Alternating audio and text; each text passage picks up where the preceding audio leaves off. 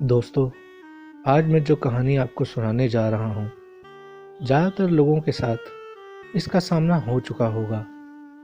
यह घर घर की कहानी है और यह घर घर की कहानी बनती जा रही है। इस कहानी के माध्यम से अगर किसी एक परिवार में भी खुशियाँ लौट सकें, तो मेरा यह कहानी सुनाना सफल होगा। आपसे निवेदन है, अगर आपको यह कहानी अच्छी लगे तो अधिक से अधिक लोगों तक पहुँचाने का नेक कार्य करें और मेरे चैनल को भी सब्सक्राइब कर लीजिए, ताकि आपको मेरी सभी नई अपलोड की हुई कहानियाँ देखने को मिल सकें और बेल आइकन को प्रेस करके ऑल नोटिफिकेशंस को ऑन कर दें, ताकि आपको मेरे चैनल की लेटेस्ट जानकारियाँ भी मिलती रहें। यह कहानी लगभग 12 मिनट के आसपास की है। इसको मैं 2 भागों में भी सुना सकता था, लेकिन फिर कहानी सुनने का मज़ा नहीं आता। तो आप कहानी शुरू करते हैं दोस्तों। नमस्कार दोस्तों, कैसे हैं आप? आज आपके सामने एक और नई कहानी लेके आया हूँ। कहानी का नाम है सास बहू की लड़ाई मिटाने वाला अद्भुत यंत्र। एक साधु महाराज थे। वे पैदल घूम घूम कर सत्संग का प्रचार किया करते थे। वे एक गांव में जाते, कुछ दिन ठहर कर सत्संग करते और फिर वहां से दूसरे गांव की ओर चल देते। लोग भी उन पर बड़ी श्रद्धा रखते थे और उनकी बात माना करते थे। घूमते घूमते वे एक गांव में पहुंच गए। गांव में सब जगह प्रचार हो गया कि साधु महाराज पधारे हैं, आज सत्संग होगा। सत्संग के समय बहुत से भाई बहन इकट्ठे हुए। जब सत्संग पूरा हुआ तो एक बूढ़ी अम्मा साधु महाराज के पास जाकर बोली, साधु महाराज, आप जनकपुरी गांव में जाया करते हो? साधु महाराज ने बोला, हाँ अम्मा, जाया करता हूँ। क्यों, क्या हुआ? बूढ़ी अम्मा बोली, वहां आपका एक सेवक है, गिरधर, क्या आप उनके घर भी जाया करते हो? साधु महाराज बोले, हाँ जाया करता हूँ। बूढ़ी अम्मा बोली, यह मेरी बहू है, ये उसी गिरधर जो आपका सेवक है उसकी बेटी है। यह मेरे से लड़ती है और मेरा कहना भी नहीं मानती। लोगों में साधु महाराज का भय भी था। कोई गड़बड़ी करता तो कहते हम साधु महाराज से कह देंगे, तो वह कहता कि भाई साधु महाराज को मत कहना, तुम जैसा कहोगे भैया मैं वैसा ही करूंगा।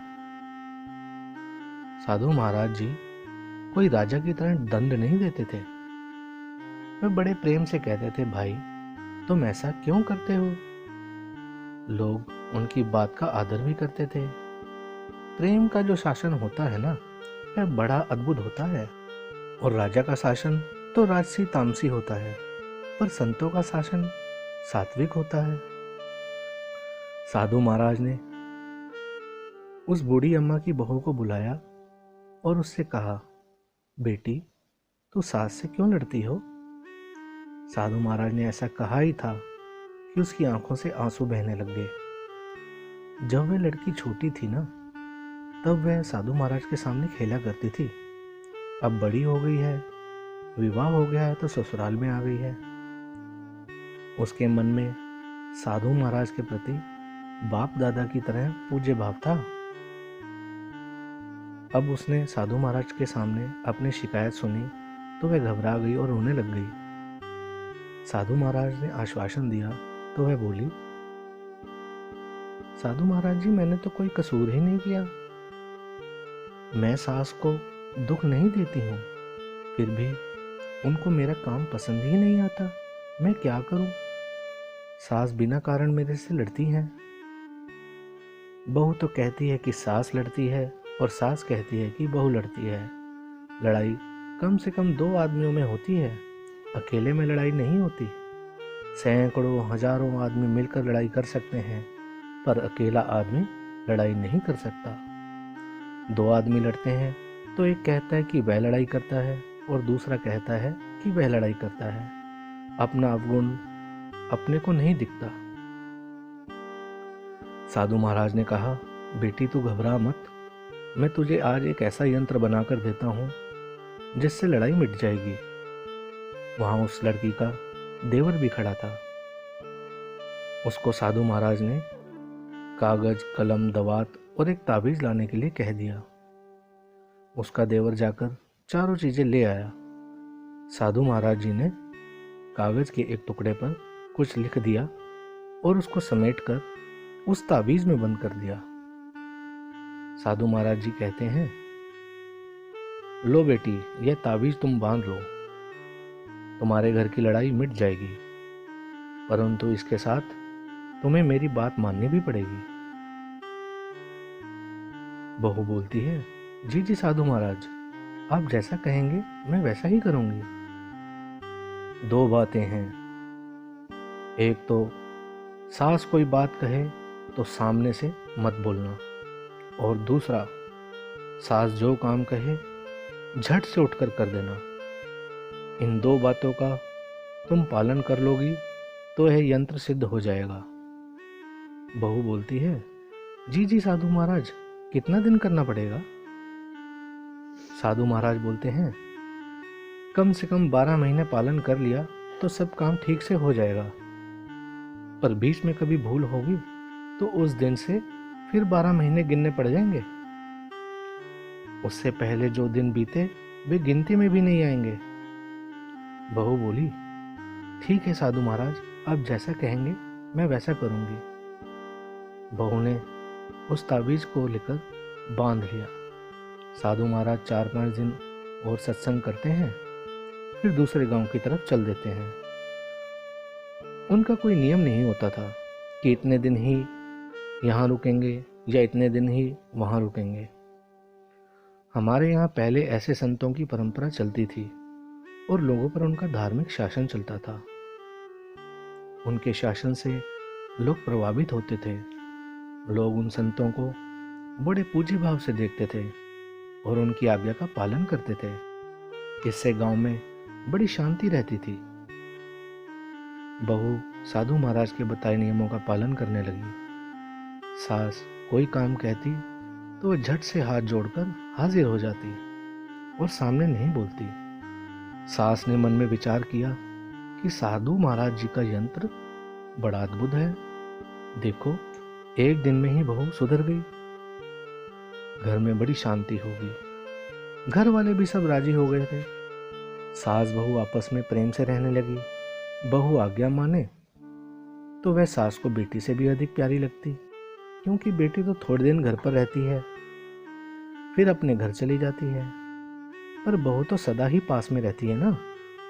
खटपट तो तब होती है ना जब वह सास के सामने बोल दे और उसका कहना नहीं माने। कुछ दिनों के बाद साधु महाराज जी फिर आए तो उन्होंने पूछा, हाँ अम्मा, सब ठीक है ना? वह बोली, जी जी साधु महाराज जी, बड़ी कृपा है आपकी, अब सब कुछ ठीक है, मेरी बहू सुधर गई है। बहू से पूछा तो वह बोली, साधु महाराज, एक दिन मेरे से गलती हो गई, मैं अपनी सास के सामने बोल गई। साधु महाराज जी ने कहा, बेटी, उसी दिन से 12 महीने गिनने पड़ेंगे। अब पहले वाले दिन गिनती में नहीं आएंगे। एकादशी के दिन अन्न का एक दाना भी खा ले तो व्रत भंग हो जाता है। बहू बोली, ठीक है साधु महाराज, अब मैं ध्यान रखूंगी। इस तरह 1.5-2 वर्ष में उसके 12 महीने पूरे हो गए। सास बहू में बहुत ही प्रेम हो गया। 2-2.5 वर्ष बीतने पर साधु महाराज जी फिर उस गांव में आए और उनसे बोले कि एक दिन हम तुम्हारे घर भिक्षा करेंगे। वे सब राजी हो गए। साधु महाराज बड़े त्यागी संत थे। वे 2-4 घरों से भिक्षा लेकर खाते थे। कपड़े फट जाते थे तो कोई ज़्यादा आग्रह करता था तो कपड़े ले लेते थे। रुपयों पैसों का कोई काम ही नहीं था। जब वे उनके घर भिक्षा लेने गए तो बहुत से लोग इकट्ठा हो गए कि साधु महाराज आए हैं, सत्संग सुनाएंगे। साधु महाराज जी ने भिक्षा की और सत्संग सुनाया और फिर कहा, दूसरे घरों के जो लोग आए हैं उनको भेज दो, केवल आपके घर वाले ही यहाँ रहें, आपसे एक बात करनी है। घर वालों ने हाथ जोड़कर सबसे कह दिया कि अब भाई सत्संग खत्म हो गया है, आप सब लोग अपने अपने घर चले जाओ। सब लोग चले गए। घर वाले साधु महाराज जी के पास आकर बैठ गए। साधु महाराज बोले कि मैंने जो ताबीज बनाकर दिया था उसको लेकर आओ। उन्होंने ताबीज लाकर साधु महाराज के सामने रख दिया। साधु महाराज जी ने कहा, इसको खोलकर पढ़ो, इसमें क्या लिखा है। उन्होंने ताबीज के भीतर रखा कागज खोलकर पढ़ा। उसमें लिखा था, सास बहू राजी तो साधुओं को क्या, और सास बहू नाराज तो साधुओं को क्या। साधु महाराज बोले, सास बहू शांति से रहें तो हमें क्या मतलब, और रोजाना आपस में लड़ें तो हमें क्या मतलब। हमारा मतलब तो यह है कि तुम्हारे घर में शांति आनंद रहे। यह शक्ति यंत्र में नहीं है, यह शक्ति इस बात में है कि सामने ना बोलें और जैसा कहें वैसा कर दें। देखो, दूसरा कोई जंतर मंतर की बात कहे कि हम देवता सिद्ध हैं, हम तुम्हारे को ऐसा कर देंगे, हम तुम्हारे को वैसा कर देंगे, तो डरना नहीं। इसलिए तुमको यंत्र खोलकर दिखा दिया है। जंतर मंत्रों में नहीं मानता, परंतु तुम्हारे को मेरी बात पर विश्वास हो जाए इसके लिए यंत्र बनाकर दिया था। बड़ों के सामने बोलना नहीं चाहिए, उनकी आज्ञा का पालन करना चाहिए। इन दो बातों का घर के सभी लोग पालन करें तो आपस में प्रेम और व्यवहार बना रहेगा और लड़ाई झगड़ा कभी नहीं होगा। कभी सास कोई ऐसा काम करने को कह दे जिससे आगे नुकसान दिखता हो तो हाथ जोड़कर खड़ी हो जाना। वह पूछे कि खड़ी क्यों हो, तो कहे कि आपका काम तो मैं कर दूंगी, पर इससे कुछ बिगड़ जाएगा। वह कहे कि नहीं नहीं, यह काम करना है तो वैसा काम कर दे। अगर काम बिगड़ जाए तो शेखी ना दिखाए। आगे से ये ना कहें कि मैंने तो पहले ही कह दिया था पर आपने माना नहीं। आप बड़ी नम्रता और सरलता रखें। साधु महाराज जी की इन बातों का सब पर बहुत असर हुआ। सब भाई बहनों से प्रार्थना है कि आप लोग भी आज इस अद्भुत यंत्र को धारण कर लें कि बड़ों के सामने नहीं बोलेंगे, उनका तिरस्कार, अपमान, अवहेलना नहीं करेंगे और वे जैसा कहेंगे वैसा कर देंगे। फिर आपके घर में भी शांति और आनंद हो जाएगा। धन्यवाद। और भी मोटिवेशनल स्टोरीज को देखने के लिए हमारे चैनल को सब्सक्राइब कर लीजिए